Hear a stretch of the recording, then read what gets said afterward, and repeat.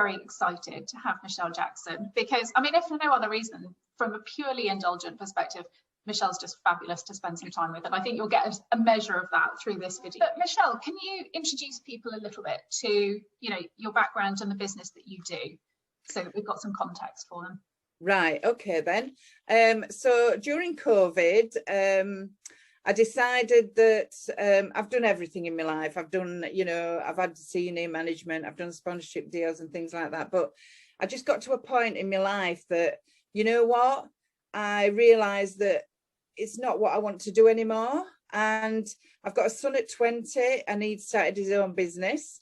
And I was watching him grow on eBay to business seller and that. And I thought, you know what, I've always been a gunner. I'm going to do this, I'm going to do that. We all do it. And I thought, you know what, I'm going to do it. I am going to do it. So packed in my job, my last job I had, and I went to college and did my MVQ late in my 40s for teaching assistant. I did my MVQ 2, 3, oldest in class, but there we go. So, but then I decided that's it. So set up my business and no idea of what to do and whatever. So I did a lot of research. I've got to admit, I did a lot of research. So I researched with wool companies, other big competitors, what they were doing. Don't get me wrong, sometimes they're not getting it right. You look at some things they're doing and think, I'd change that a little bit. But so then I just decided that Knitaway was going to be my company. I did a lot of networking. I got a guy, Nathan, from his company's Ultralux, did all my branding.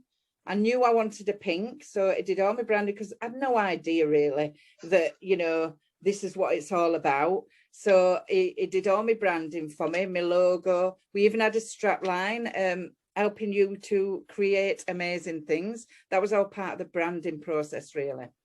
So then, never in my life wrote a pattern. So decided to sit down and write a pattern, and he did all my patterns, but with a modern twist to it, really. And he changed the look of the patterns, really. And then I had friends that tested the patterns and things like that. So and then my other friend who goes on Craft TV said, oh, Michelle, you'd be brilliant. You'd be brilliant on telling I love you. So anyway, I said, oh, I don't know about that. So then, meanwhile, I thought, yeah, I'm going to go on telly. I've always wanted to be on telly. I want to be famous. I'm not lying. I want to be famous. So anyway, so they rang me. I had an interview over the phone. We talked about everything. And they said, we want you to come on. So that were it. And it were live, because usually you have your screen test. But because of COVID and that, couldn't do that. So I went straight into it live. So for an hour, went on to Craft TV. So then I did Craft TV.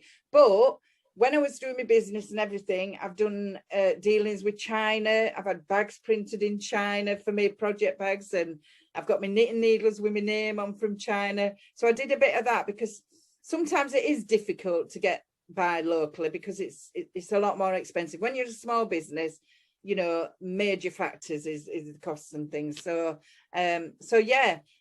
So now here I am learning YouTube. Networking, doing loads of networking and things. So I'm just, do you know what, I'm not one of them 50-year-olds that's just going to sit down and think, right, I'm retiring and oh no, you know, not me. I've got a few years in me. I'm going to use it and hopefully get, you know, make quite a bit of money, who knows. But that's my plan, really, Lucy. So yeah.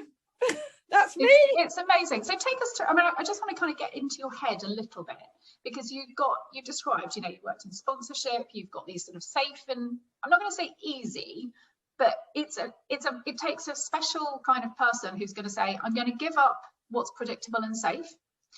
With no experience, I'm going to do something that's not predictable. And when we all hear the statistics about people starting up businesses and the majority of them failing, you couldn't describe it as being safe.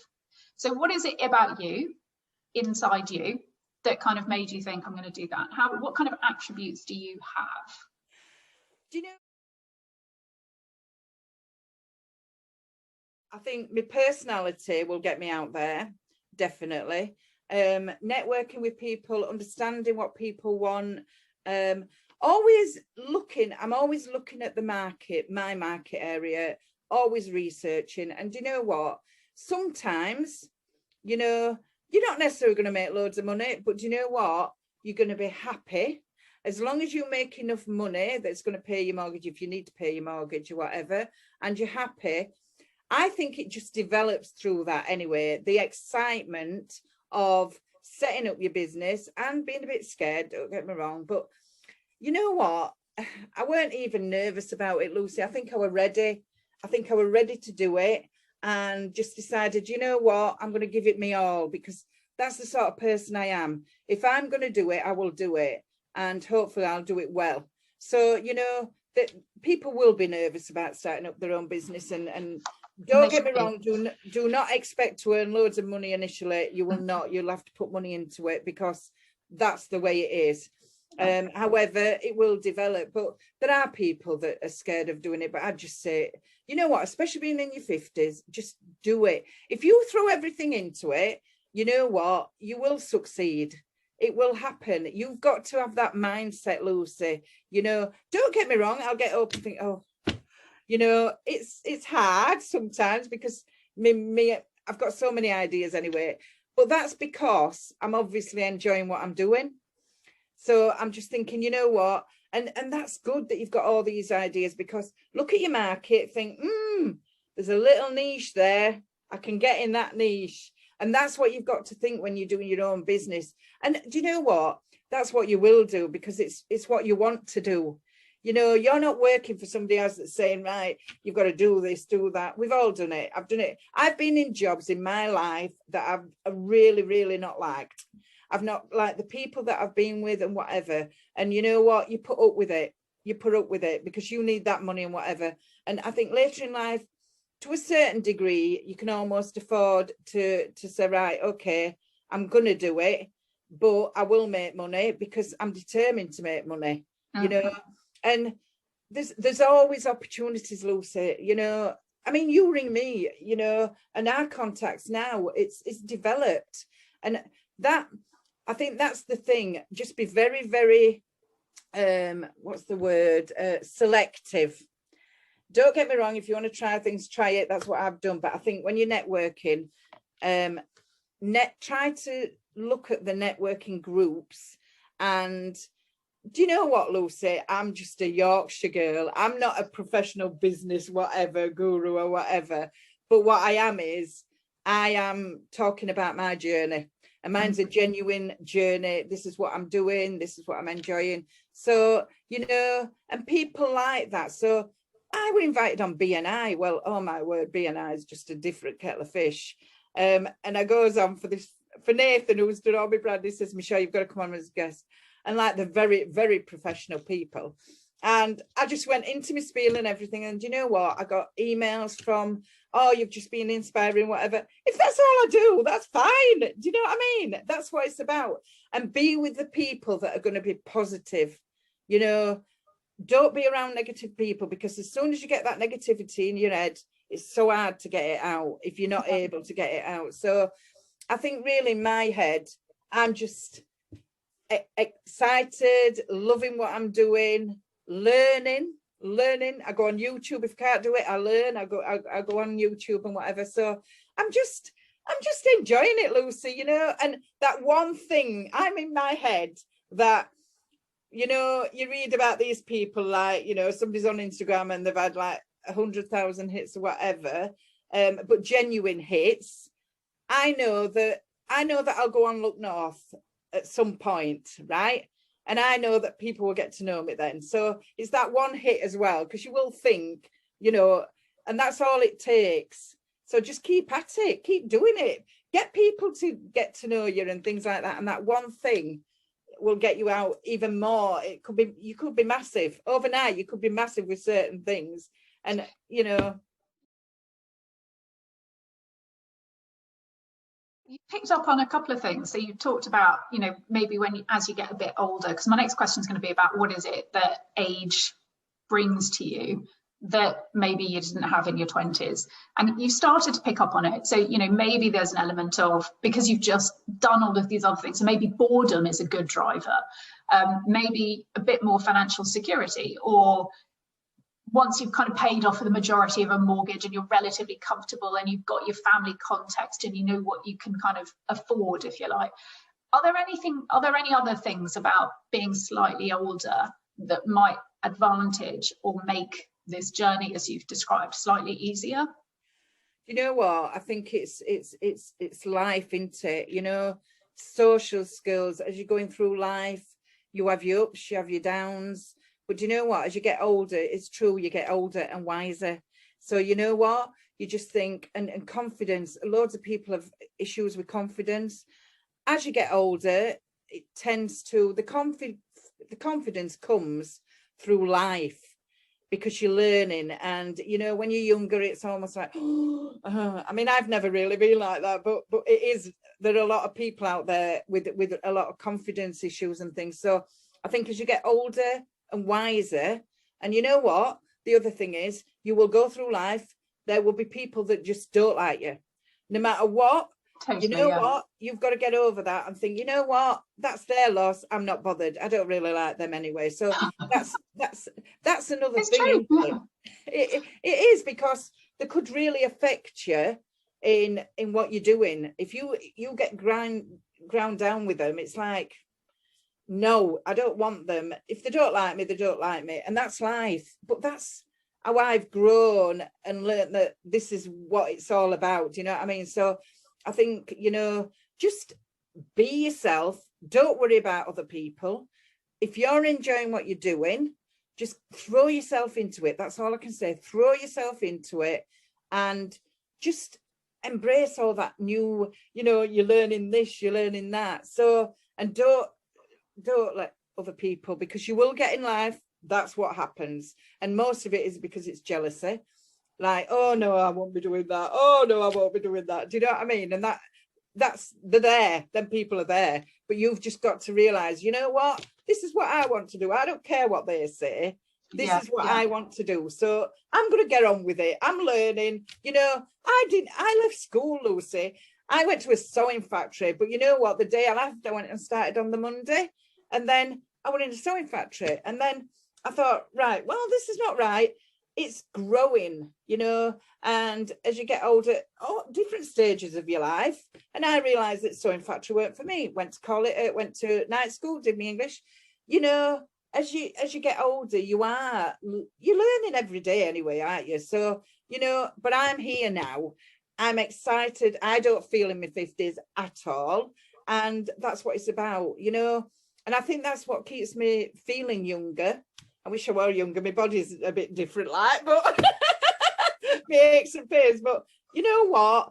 Just embrace it all and just get excited by it and be surrounded by the people that are genuinely going to support you. And they're not wanting anything out from it. They just want to make sure that they can help and support you. And, you know, it's vice versa. But I think that's what it's about, Lucy. You know, experience of life.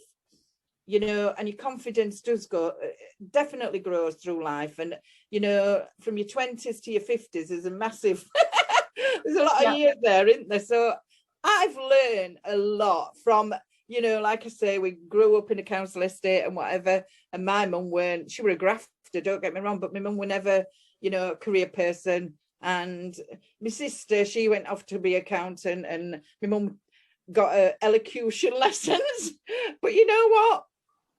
That wasn't me. I'm not, out of the family, I'm the more confident and louder one, you know. So just grow with it all. I think that's all I can say. Grow with it all, embrace it all, and just, you know what, throw yourself into it. Don't be scared of it. If you're scared of it and you go into it and you're scared of it, you're not going to put everything into it the same. Do you know what I mean? So no, you're right. I think that's it, really.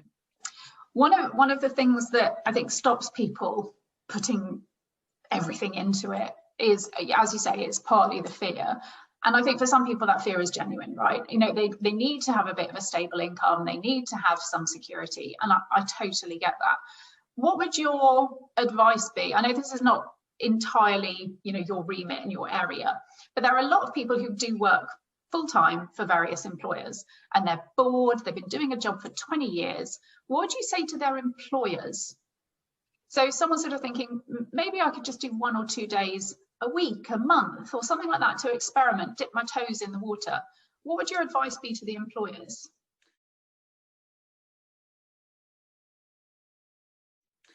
Right. The thing is, right, what the employer's got to think about is if they're doing like 3 days of working for them and then 2 days of something, I'm not saying they don't enjoy that, they do, and that's bringing the money in. However, they've got this need to do something else. Okay. So if they give them 2 days, 1, 2 days, whatever it is, to really, think about what they want to do, what they enjoy doing, because that's the thing. Don't go into something you don't enjoy. So if they're enjoying that, they're still going to work them 3 days, them solid 3 days, do what they need to do because the money's coming in. They genuinely, think, right, this is my job, this is what I'm doing. However, when they've got the 1 to 2 days, they're almost into, another, like another life almost, thinking about and throwing themselves in that.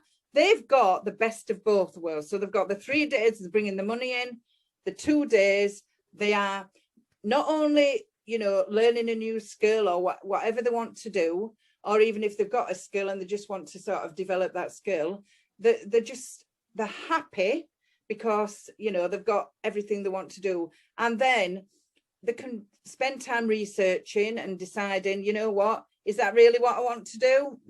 Not sure about that. And then just move on and say, right, I'm going to look at this then. But like I say, Lucy, they've got best of both worlds, and the employer is getting everything they want out of that person because they want that job for the income.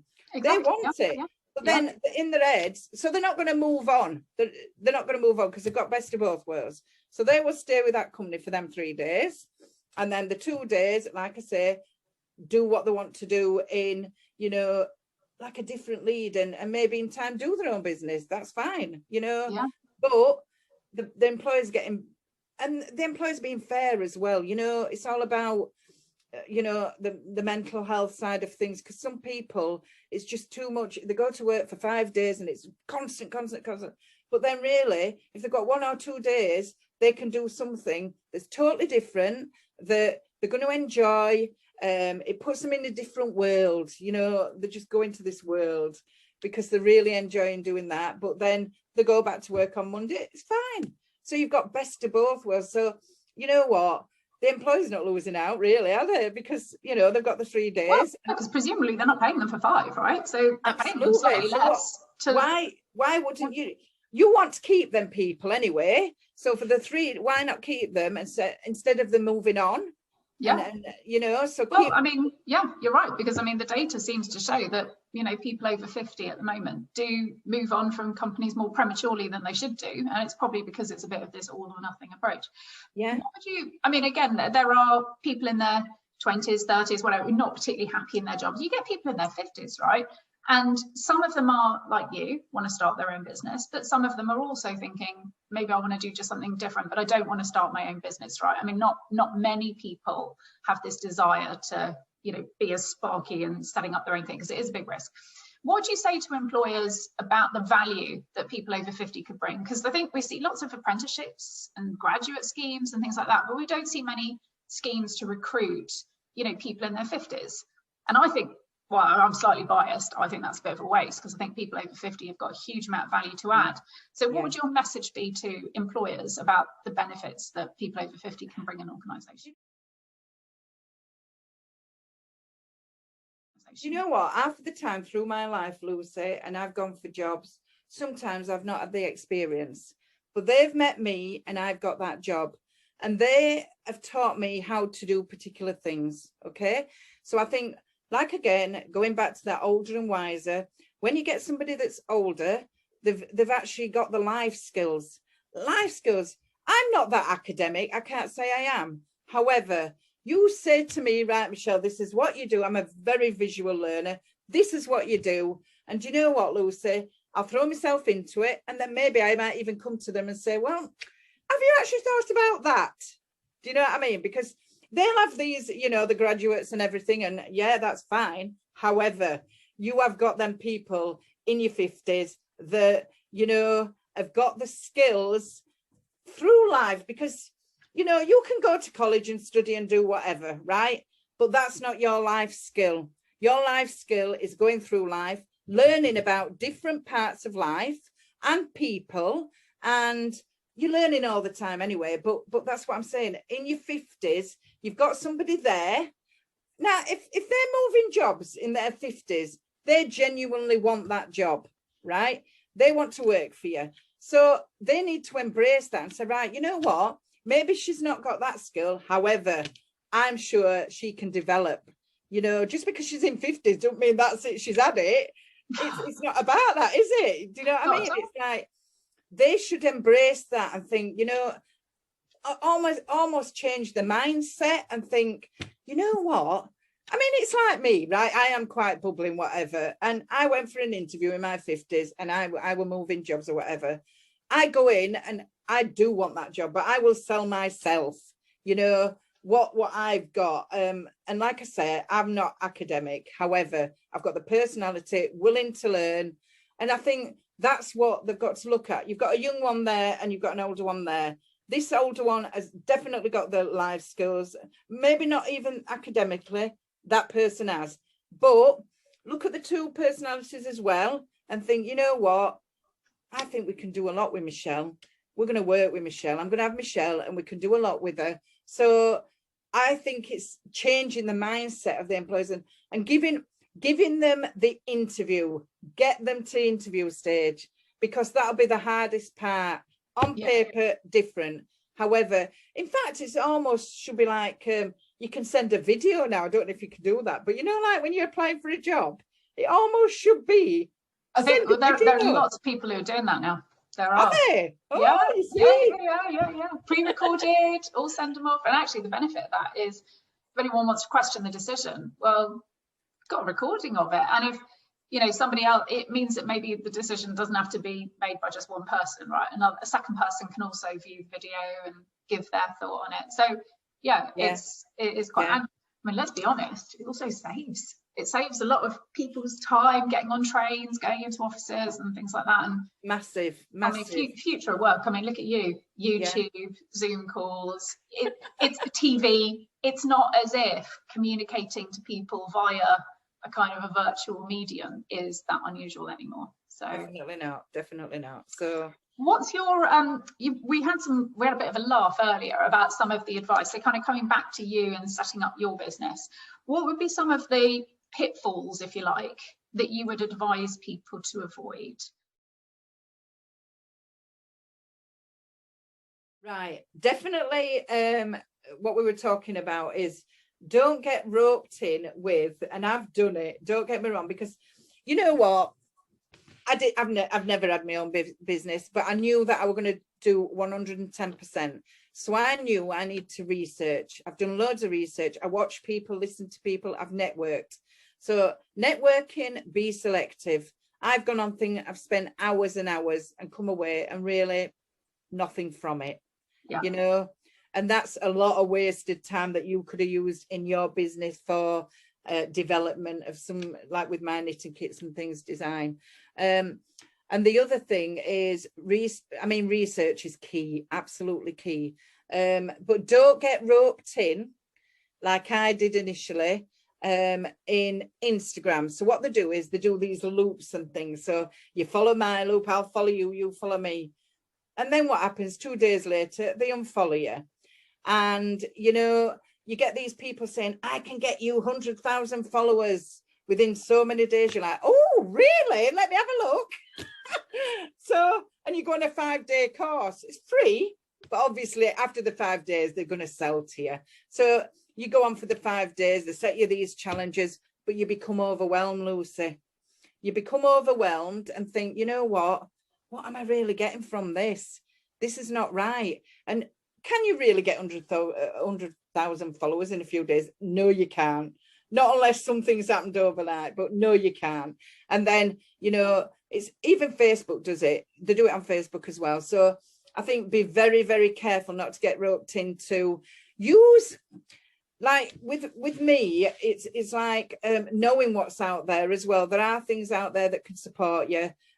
genuine people like your Brave Start. People, probably a lot of people don't even know about it, Lucy. Maybe I should put it on my story for you, but that's the thing, isn't it? Getting yourself out there and knowing who's out there. But if they do the research, you know, their genuine research, they will find things out there. They will, and start with network groups. I've been in a networking group since COVID, and they have helped. It's free. They have helped and supported me in so many ways. But then I have them because I've shouted about them. So, you know, even though I can't physically give or whatever. It's give and take, isn't it? Give and take. And I think that's the thing. So I think really just be cautious of, you know, you touch, you know, have a little dabble and, oh, you know, is that right? And whatever. And like Clubhouse, I thought Clubhouse were going to be massive. And like, I'm going to meet all these people and, you know, they'll love me and whatever. And don't get me wrong, they love me, but it weren't for me. It just weren't for me because it were the wrong people. That's the thing. It was the wrong, they were in it for them. A lot of them were in it for them. And I realized that. And that's again going to being older and wiser, in it. You learn and think, watch these people. It's not quite right, that, is it? So, well, I mean, the number of times I've sat in on a couple of those Clubhouse meetings and it's things like, I'm a wonderful coach and I'll help you make over $1 million, and I can do that because I turn over 7 figures. And you think, I just don't like that. I mean, if you're bragging about how much money you're making, then actually as a potential client, I think you're going to screw me. Yeah. And the thing is, though, are they really making that? Oh God, they're not. No, because you know what I mean? That's the thing. They're totally lying through their teeth. That's the thing. And that's the other thing, right? If you're prepared to lie to try and win business, it doesn't say an awful lot about your integrity, right? It's genuine people you want to be around. Don't be with people that's false and you know, shouting about I've got this and I've got that. We're not really bothered about that, are we? You know, we're just, I would genuinely help people. If somebody were a bit fed up or whatever and they wanted a Zoom call, I'll do a Zoom call. You know, and I'm excited about my business. So that's why I'm a bit like this, you know, this is what I'm doing so far and whatever. But I want to tell people about that in your 50s, you know what? Don't lie down and don't. I think when you think about it, my friend, well, she's a friend, but we haven't been in contact for a few years. And she phoned me up out of the blue and she said, Michelle, I've just seen you. Can't believe it. You're on telly and YouTube. I want to learn to knit. And I'm like, Julie. So now, you know, she's a bit bewildered by it all because that's what I've done. Do you know what I mean? So I think, you know, just be cautious. Be cautious. Don't get roped in. Don't let people take your money that you don't even know, really. You know, don't get into that world and go with, like I said, just go with the networking groups that you feel. BNI weren't for me because it's all about sales, money. It just weren't for me. Cult as well, isn't it? Oh, it just weren't for me. And I knew that. You see, that's another thing. Older, wiser. I knew. I could see through them. I've done things like, you know, the party plan, pampered chef and that on a night, and I've done all that sales. I am a salesperson, but I genuinely could see through that. So, you know, if it's for you, then fine. That's it. That's your network. My designer goes into BNI, he gets loads of business. So it's what's for you, isn't it, Lucy? Yeah, but I think it's good words of advice. What I love about it is the try it, dip your foot in, see if it's right for you, because you don't. It's kind of what you were saying before about through life you build up experience, and it is the experience that makes you confident, right? I mean, if you've never done a dinner party, visualizing one isn't going to make it any better than actually doing it, trying it again, thinking this time it needs less salt, and it improves with experience, right? I mean, it just does. Absolutely. And it is that when you know that you can do something really well, you're not intimidated by it. That's what makes you confident. So you're right, if it's something that's never been done before, dipping your toe in, trying it out a little bit, learning from it, and then, because that's how you form your selection criteria. That's a good, I'm glad I've been to that networking group. It's not right for me, but it's only through going to it that you work that out. Absolutely. And I think, you know, that's the thing about being a startup as well, isn't it? You've got to be prepared for you cannot have 100% success rate with every single meeting that you're going to have. Sometimes you have to go to things, it's not going to be right. Absolutely. And that's life, isn't it? Oh God, it is totally. It's like what you were saying, you know, not everyone's going to like you, and you're not going to like everyone. It's not all going to be right for you. Yeah. Fab. Okay, well, I think we've put the world to rights.